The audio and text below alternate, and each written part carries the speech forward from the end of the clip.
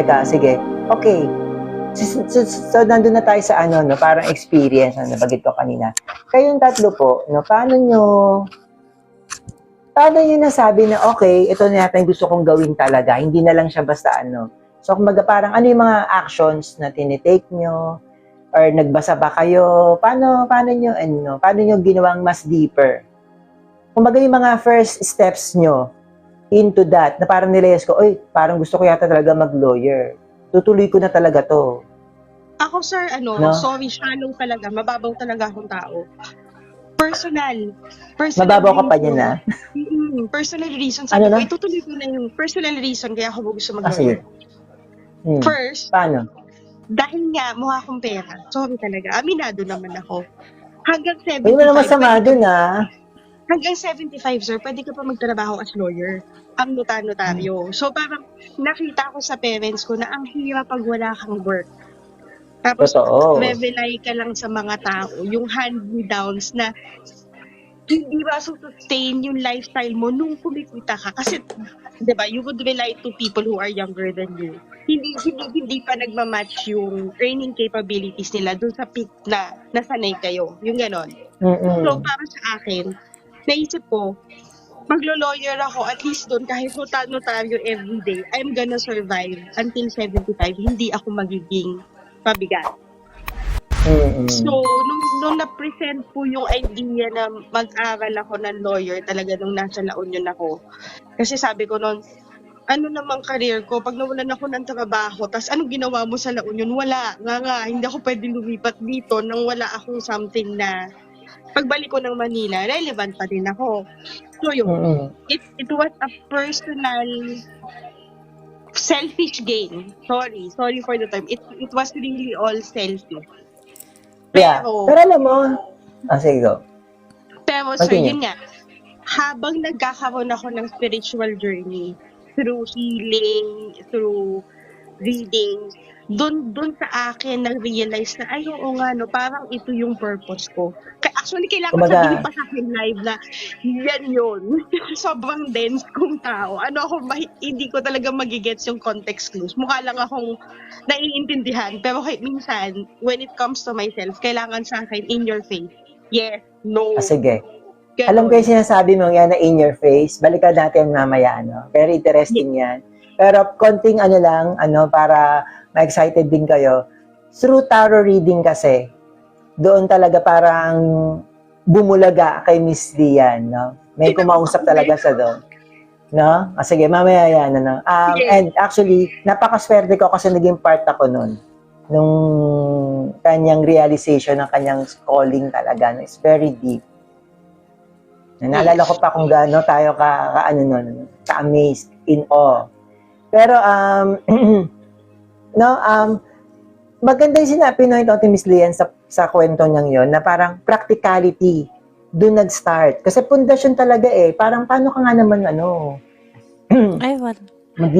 magbibigay ng spiritual service sa maraming tao.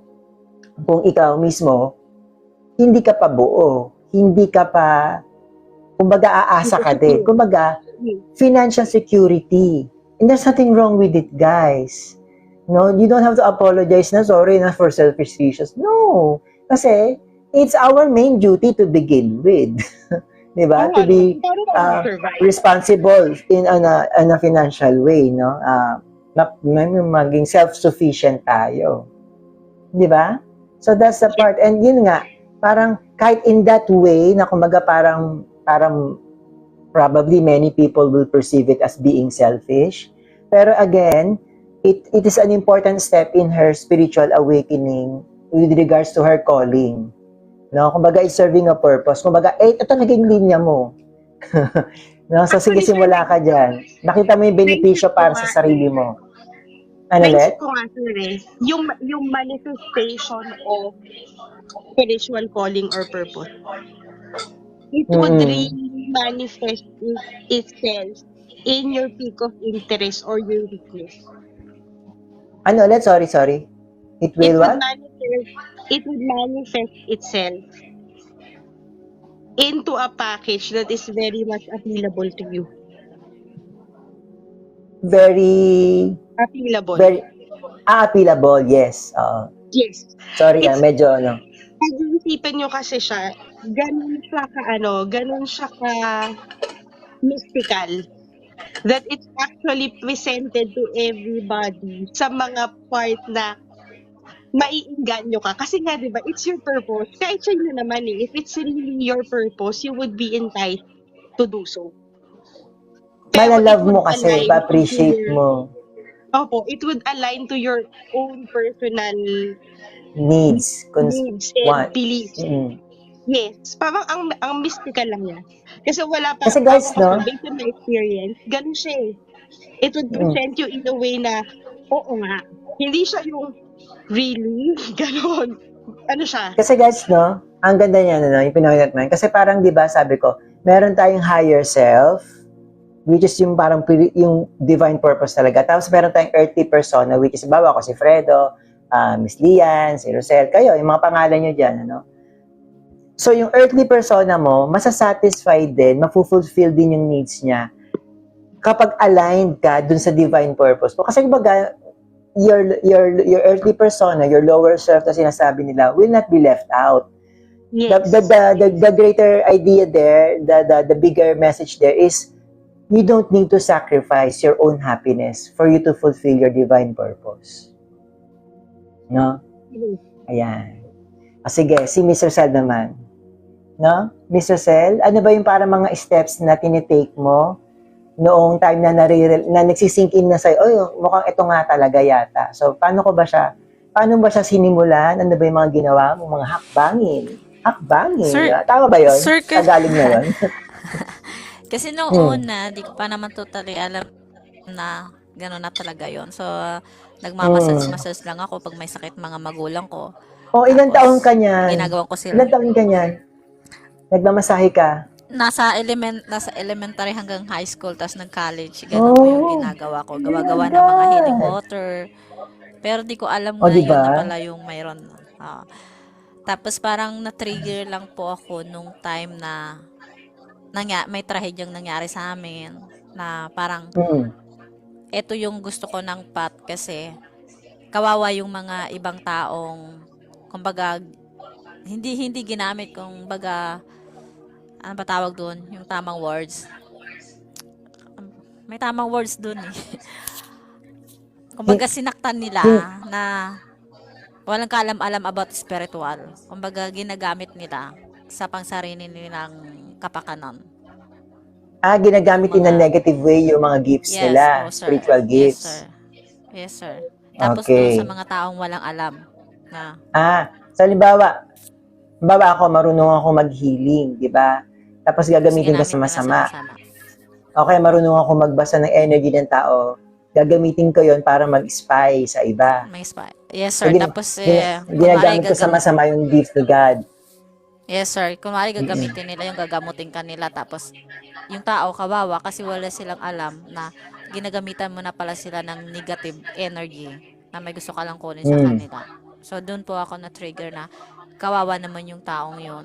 So, kumbaga, gusto kong ipagtanggol yung mga taong inaapi ng mga may mga negative entries ng ganon. So, yun po yun. Kaya po nag-search ako na kung paano kumbaga, ko yung enhance ng mabuti. Nagising yung yung malaking concern mo sa mga taong tinitake advantage ng mga nakakaalam spiritually. Yes, sir. Yung may mga powers. Kumbaga ikaw, gusto maging protector nila, pagtanggol sila, or magbigyan ng healing. Yes, no? sir. Kumbaga, hindi na po pamilya ko, kundi ibang tao din. Oo, no? Ang ganda, no? Naramdaman mo talaga that there's a need to help other people, no? To become a light warrior. Di ba? Kanina tanong ni Miss Divine, ano daw ba yung light worker? Meron pa isa yan light warriors naman. Kumbaga, yun nga, you're defending the light, protecting the innocent. No? Parang ganun ang hinuhugot mo, di ba?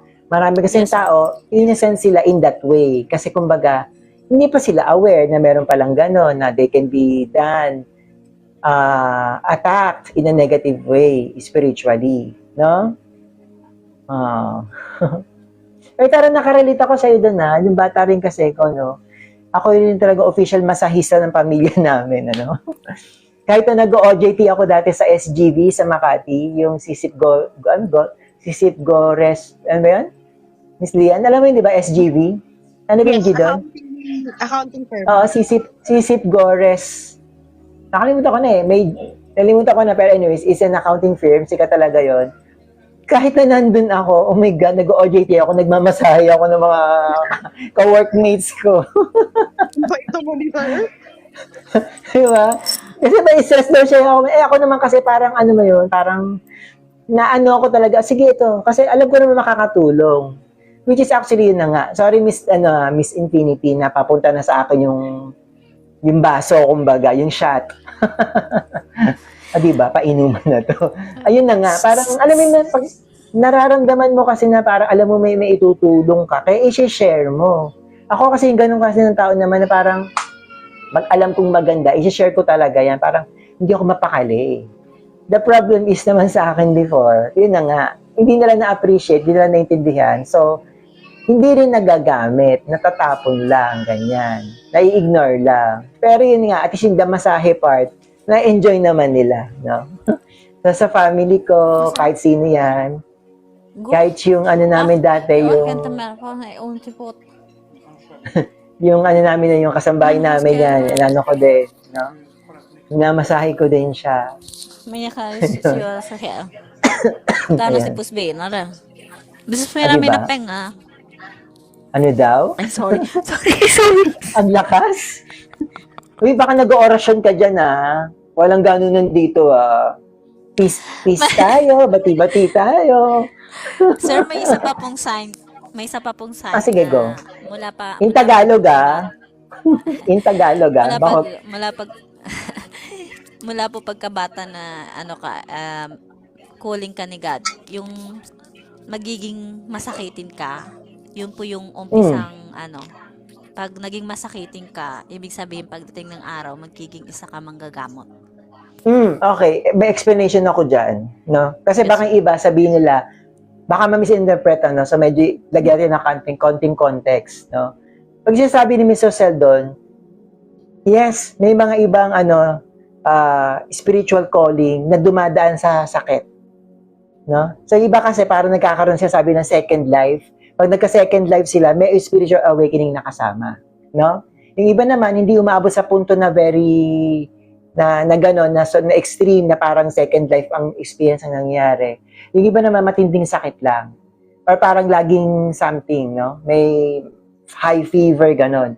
Yung mga gano'n naman po kasi, nakakatanggap na ng very, very strong spiritual energies that is working on your spirit, your astral body, and it's affecting your physical body. No, kung nagkakaroon ka ng major upgrades na medyo mabilis, no? Kaya parang lagi masakit ang ulo mo, masakit ang mabigat dito, no? Parang ang weird, di mo maintindihan ang emotions mo, di mo makontrol kasi parang lagi kang sumasabog kasi ang dami pumapasok sa yung energy na malakas, which is preparing you for your spiritual journey, no? In my case, nung lagi akong high blood, bata pa lang ako, lagi ang taas ng lagi ako migraine.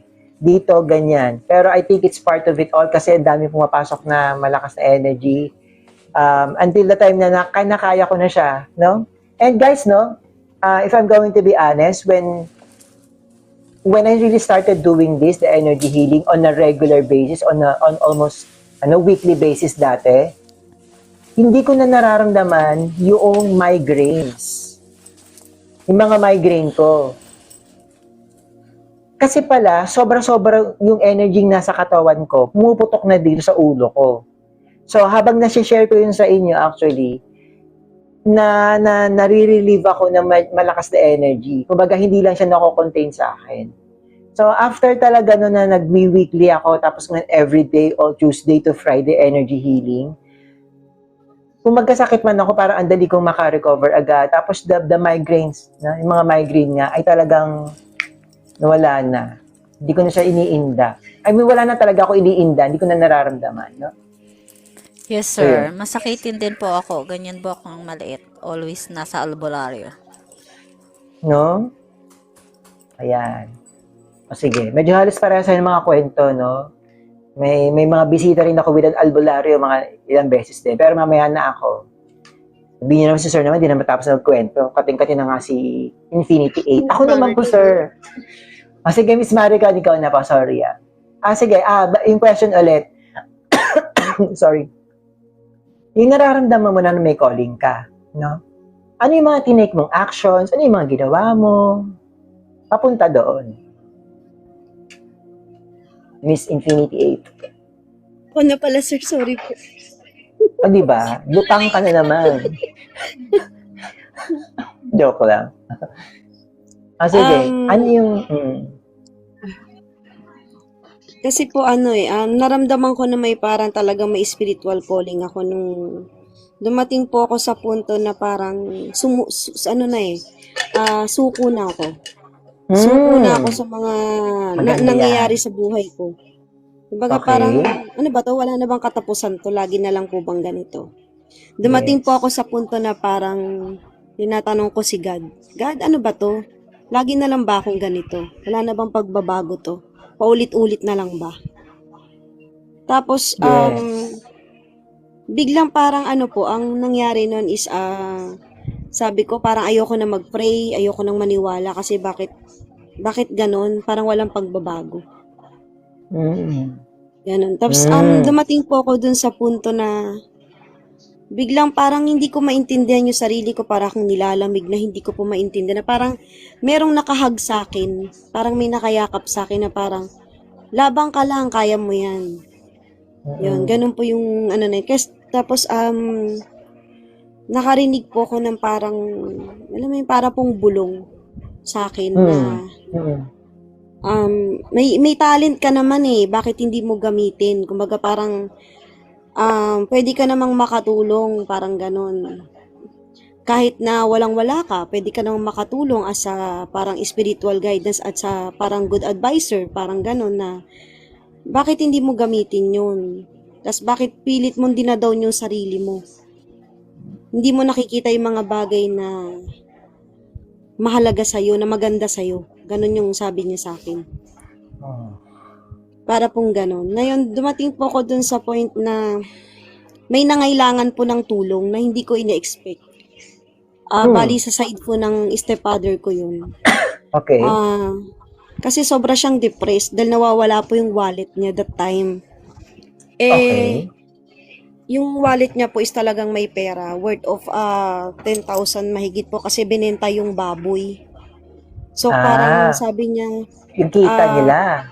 Yes po. Sabi niya, insan, anong gagawin ko? Wala kaming pambili ng pagkain, wala kaming bigas, wala kaming lahat. Anong kakainin namin? Nasa wallet na yon. Yes po. Sabi niya, nawawala yung wallet ko. Hindi ko alam kung anong gagawin ko. Parang paiyak na siya, sabi ko. Kuya, wag kang mag-alala. Sabi kong ganun. Kasi nakikita ko yung wallet mo, nasa mabuting kalagayan. Ang nangyari, nilagay mo siya sa likod ng pantalon mo na ang position is ganito. Di ba yung wallet po is nakabukas siyang ganyan, yung panlalaki? Yes. Ang position niya is nakatayo siyang ganyan. Tapos yung pantalon mo isinabit mo sa parang silya siya, sinabit mo. Tapos, kaya hindi mo siya makita-kita kasi nasa likod siya ng cabinet mo na tinabunan mo siya ng mga labahan mo. Yun yung para pong pumasok sa isip ko. Shinare ko sa kanya. Tapos siguro parang siguro mga 1 hour lang yung nakalipas kasi medyo malayo po yung bahay nila sa amin sa probinsya. So nagtatakbo yung pinsan mo? Yes po, bumalik talaga siya sa akin. Sabi niya, insan, sabi niya. Totoo lahat ng sinabi mo, kinalkal ko lahat. Sabi niya, nasa likod nga ng aparador ko. Ano yung posisyon ng wallet na sinabi mo nakatayong ganyan? Ganon na ganon, sabi niya. Kaya pala hindi ko makita. Kasi natabunan pala talaga siya. Totoo yun, totoo. Salamat, sabi niya. Eh sabi ko, ha? Sabi ko ganon, parang nagtaka ako, sir, sa sarili ko. Yes. Ito na ba yung sinasabi na makakatulong ako ng ganito? Parang ganon. Kaya parang dumating ako, sir, sa punta ng buhay ko na, ay, may halaga pala ako. Parang ganon. Wow. Meron pala akong silbi sa mundong to. Yun yung sir, parang pumasok sa isip ko na, yun, doon na nagsimula na, ito pala.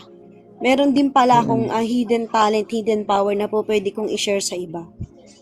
Hindi man siguro in financial na makatulong ka. Kumbaga, in a spiritual guidance as a good advisor na, ay ganito, pwede mo siyang i-guide na ganito.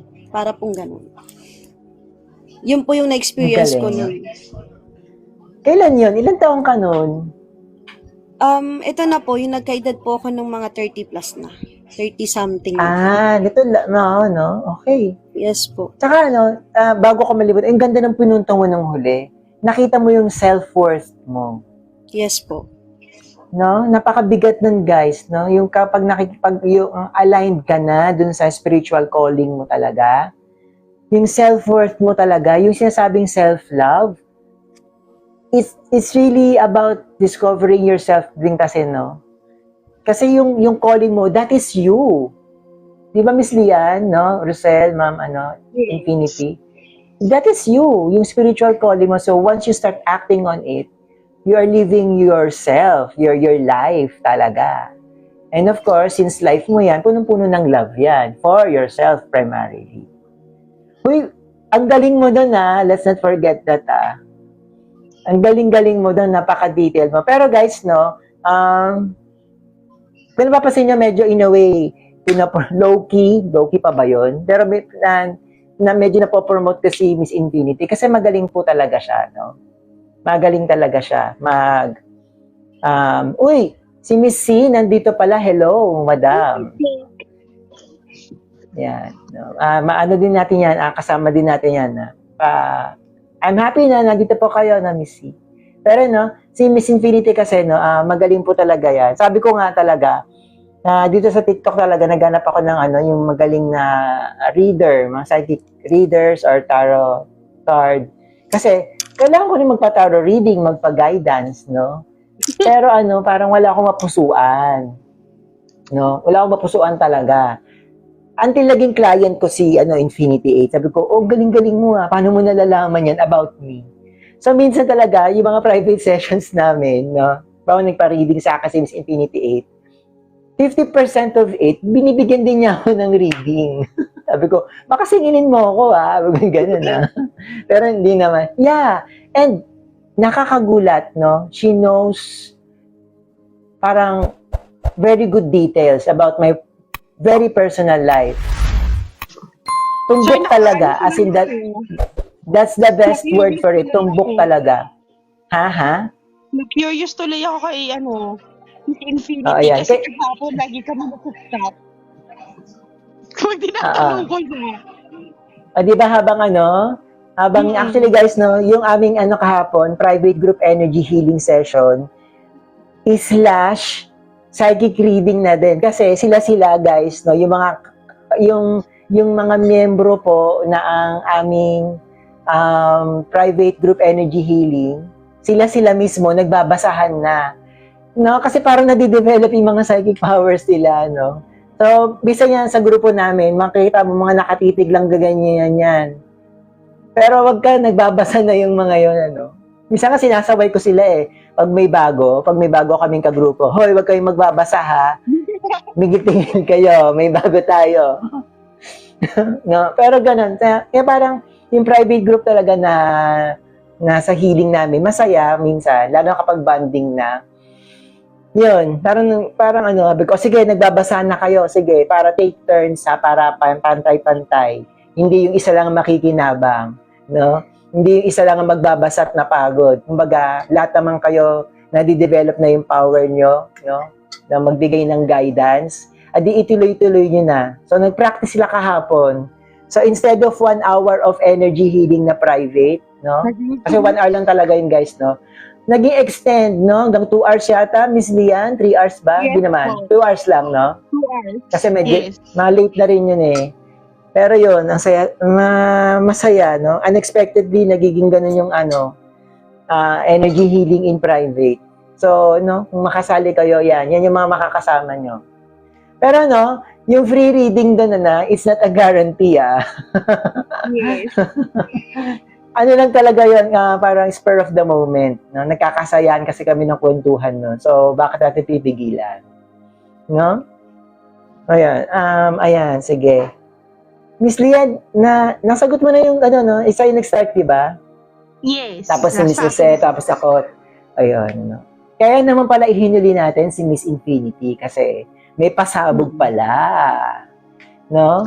Pero guys, no, ano lang, hindi pa kasi talaga sila ready to go public with doing a public service. Pag sinabi kong public service, na magla-livestream sila to give free readings, parang ginagawa ko, or pwede nyo silang i-message privately para tanungin kung magkano yung rates nila, no? Kasi hindi pa sila ready talaga to do that kasi may mga pinagkakaabalan pa sila, no? Pero I am praying then na hopefully one of this, maybe in the next year, no, January, February, maging open na sila sa pagbibigay talaga ng mga psychic guidance, psychic readings, parang ginagawa ko, na paid, no? Na merong proper energy exchange, no? So, ganun po. No? Yes. And actually, si Miss Lian din, no? Meron din may mga pagganyan din si Miss Lian, eh. Hindi lang niya alam. Practical lang No? ako ng konti. Si Miss Lian, more of intuitive naman. Intuitive spiritual guidance siya. Na slash bumabatas tayo kasi lawyer talaga siya, no? Nandun siya sa path ng pagiging lawyer. Gusto ko lang i-share. Disclaimer lang Ano po? Kasi diba, Go lang, go. when you say, alam mo na yung purpose mo, guys, huwag nyo isipin na pag alam nyo na yung purpose mo, things will be like Cloud9 na wala kayong haharaping struggle sa... Go, sige. There are still struggles na... Actually, that's my downfall. I would admit to that. Kasi nung alam mo yung confident ka na ito yung purpose ko, things would happen. Hindi siya ganoon. You have to work hard pa rin for it to happen. Kasi kahit gano'n ka ka-design na magiging ganun ka, kapag nag-slack around ka, you're not expected to get the results that you want. So, siguro ang maganda lang, kapag alam mo kasi yung purpose mo, even if you fail, you appreciate the journey. Na okay lang. Ito yung finish line na pupuntahan ko. Hindi, kasi downfall ko yun eh. Sabi ko, okay. First time, try ako. Uy, pumapa na lahat kahit minimal effort. Nung naging real thing, parang bakit ganon? So, hindi siya ganon ka hindi siya ganon ka smooth sailing. Mali ko yun. Kasi siguro nagkulang ako dahil feeling ko, ito purpose ko so it would happen. It's not too late para bawiin. Pero I would just like to disclaimer. Kasi baka feeling ninyo pag sinabi nyo na purpose, everything will unfold naturally. Tas walang kahirap-hirap, we would be there. Hindi po siya ganun. Ang galing. Kahit si Sir Fredo, lahat kami, dumaan kami sa parang purpose ito. Pero bakit, why do I feel like it's not working out or I'm failing? It means we have to strive harder para mag-progress kami. Alam lang namin ang assignment namin. Pero it doesn't follow na binigay na sa amin na isusubo mo na lang or nakanguya na lulunukin mo lang. Hindi. Bibigay siya sa'yo na lutuin mo siya. Kunin, kung sa adobo, di kunin mo yung manok dyan. Katayin mo. Ganun siya It's gonna be a long process. It's not a shortcut. It's just an aspiration. It's not a guarantee. Kasi, babalik tayo dun sa dinilis kasi Sir Fred kanina. Meron pa rin tayong free will. Yes. Kaya that will be challenged. Yes. That will be challenged continuously on and off, no? On and off. Kahit ang ganda ng Pinasok ko yun, sir. Sabi ko, bakit nag-aral ako? Sabi ko kasi bumaba standards ko. Dati pag ang grade ko 80, malungkot ako. Ngayon pag 80, gusto ko na magpa-party. Ganun pa. Kasi parang dati challenge ko yun. Sabi ko, bakit ganun? If I'm designed to be like this, bakit ako nahihirapan? Pero isipin mo, kung hindi ka mahirapan, how would you perform your duty? Kasi how would you do things correctly? Diba, sir? Yun lang. Kasi yung diba, life purpose, no? It is something that we have chosen for our own selves to begin with. Yes. Why? Primarily, para ma-develop tayo dun sa gusto talaga nating ma-achieve sa ating spirituality. Para ma-develop yung certain spiritual powers, spiritual talents, no? Hindi naman basta spiritual, pero yung mga skills ng bilang isang tao, no? So yun, parang you have chosen something na para ma-challenge ka din talaga to be that kind of a person who has achieved that level of an achievement, no? And yun na nga. So talaga, mapupush ka din talaga because you have to get there. So kaya sabi ni Miss Lian, magwo-work ka talaga because life purpose is all about you working. Yes. No? Hindi You're hindi really siya pumana, busy. guys. Oo. Hindi siya yung no? Hindi yung parang, I am on my life path na, so the universe will support me. Yes, totoo din naman yun. The universe will support you. Pero, you have to turn the key. You have to switch the car on. You have to navigate, no? Di ba? I agree. Ganon. Binigyan tayo ng gas. Pero tayo yung pepedal, tayo yung Pepedal. magdadrive. Oo. Kasi, No? yun, ganun siya. Kumbaga, Baka kasi ang feeling nila, sir, pag alam mo yung purpose mo, it's all about like roses kasi destined ka eh. kumbaga building on that idea ni Miss Lian na sa kotse, the universe has provided you with the expressway. Ito yung with the map. Ito yung map mo, ito yung dadaanan mo, ito yung mga kanto, ito yung mga landmarks mo. Pero still, you going to walk to sa car mo, to drive it, tapagas mo, lilinisin mo yung car mo, di ba? Siguraduhin mo yung headlights niya ay functioning, maayos ang mga makina. No? Kumbaga, sa katawan natin, i-heal mo yung katawan mo, i-prepare mo, kakain ka ng tama, inom ka ng vitamins mo, pagpapahingahin mo rin yung engine ng kotse para hindi mag-overheat, ganun din yung katawan mo. The works, para makarating ka dun sa journey mo. Ang ganda. Salamat doon doon sa car, Ang ganda, ang ganda. Na yun lang kasi sir naisip ko. Ako kasi dun ako nagkamali. I would be honest. Dun ako nagkamali. Dahil feeling ko, alam ko na yung purpose ko. So, things would go smoothly. Everything would be okay. No. You still have to do the work. Yun. Kaya gusto ko lang i-disclaimer. Kasi, tingnan mo, for example, sample ko na lang si Miss Infinity, Yes, she can read, pero hindi niya tingnan mo, she's still working for herself. Hindi naman niya isipin na saan ako makakakuha ng ganito. Kasi she has the ability. No, hindi siya ganun. Yan lang. Everybody needs to work themselves with or parang especially even if you know your purpose. Yes, no? So, ayun, no, guys, no? Life will be more of a struggle if we do not know our purpose. Kasi clueless ka. No? Mas mahirap ang buhay kapag wala ka ring gana. Kasi parang ano ba yan, ikot lang ako ng ikot.